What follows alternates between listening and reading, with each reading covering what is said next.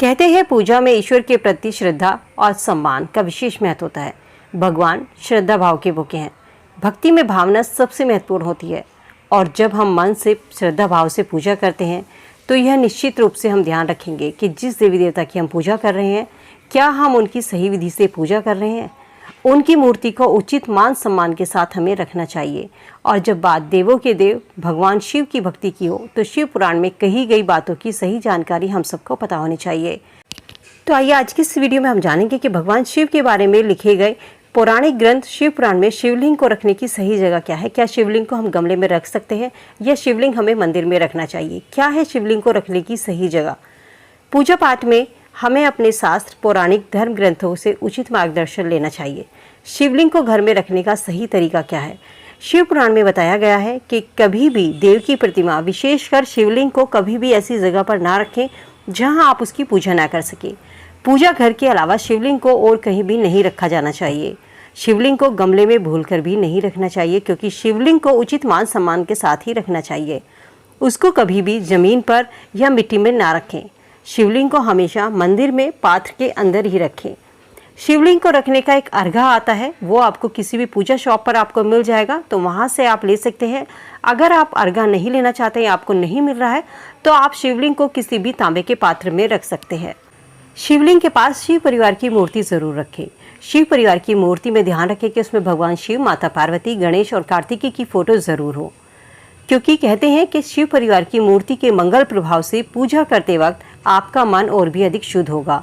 अगर घर में शिवलिंग है तो ध्यान रखें शिवलिंग पर 1 लोटा जल डेली अर्पित करें और शिवलिंग पर 1 चावल का दाना भी जरूर अर्पित करें। चावल का दाना टूटा हुआ ना हो।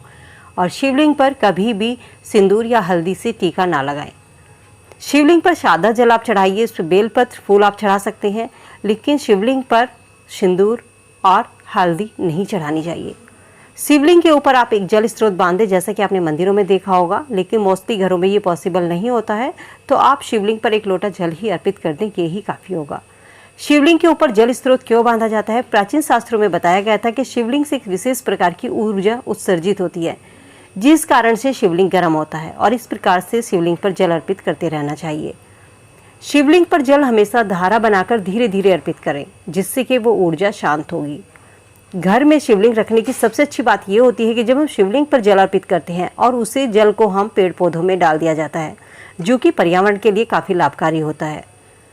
गमले में शिवलिंग को क्यों नहीं रखा जाता। जैसा कि शास्त्रों में बताया गया है, शिव पुराण में बताया गया है कि शिवलिंग को जमीन पर या मिट्टी में नहीं रखना चाहिए, क्योंकि गमले में मिट्टी होती है और गमले को हम पूजा की जगह पर भी नहीं रख सकते। यही सब कारण है कि शिवलिंग को गमले में नहीं रखना चाहिए। जिस भगवान की हम पूजा कर रहे हैं उस भगवान की फोटो, उस भगवान की मूर्ति, प्रतिमा इत्यादि की गरिमा का हमें ध्यान रखना चाहिए। शिवलिंग को गमले में रखने का विचार भी मन में लाना गलत है, क्योंकि शिवलिंग कोई दिखावे की वस्तु नहीं है और शिवलिंग को यदि इस तरीके से गमले में मिट्टी में रखा जाएगा तो ये शिव भगवान का अपमान होगा। तो इस तरीके से शिवलिंग को मान सम्मान के श्रद्धा भाव के साथ पूजा घर में रखें और शिव पुराण में कही गई बातों के अनुसार ही शिव की विधि विधान से पूजा करें। ओम शिवाय नमस्तभ्यम। उम्मीद करती हूँ दी गई जानकारी आप सबके लिए लाभदायक होगी। वीडियो अगर पसंद आए तो वीडियो को लाइक शेयर करें। ऐसी और वीडियो के लिए चैनल को सब्सक्राइब करके बेल आइकन जरूर प्रेस कर लें। चलिए मिलती हूँ नई वीडियो में नई जानकारी के साथ। तब तक के लिए जय श्री कृष्णा, राधे राधे।